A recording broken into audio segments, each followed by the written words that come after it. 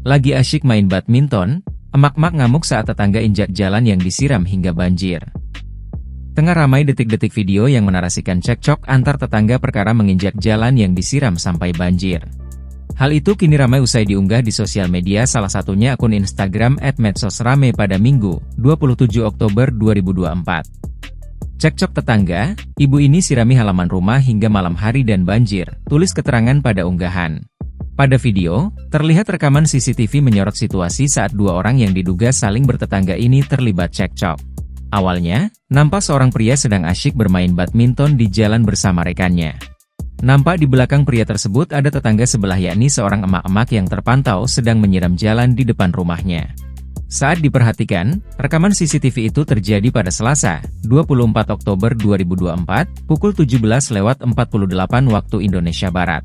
Kemudian pada pukul 18 WIB, pria itu terlihat masih bermain badminton dan emak-emak tersebut masih terus menyirami jalan hingga banjir. Lalu pada pukul 18.09 WIB, pria yang bermain badminton itu secara tak sengaja menginjak jalan yang sedari tadi terus disiram emak-emak. Mengetahui jalan yang ia siram diinjak, emak-emak tersebut lantas mengamuk dan keduanya akhirnya terlibat cekcok. Usai ditelusuri, unggahan pertama kali dibagikan oleh akun TikTok @sariputri28 pada Sabtu, 26 Oktober 2024.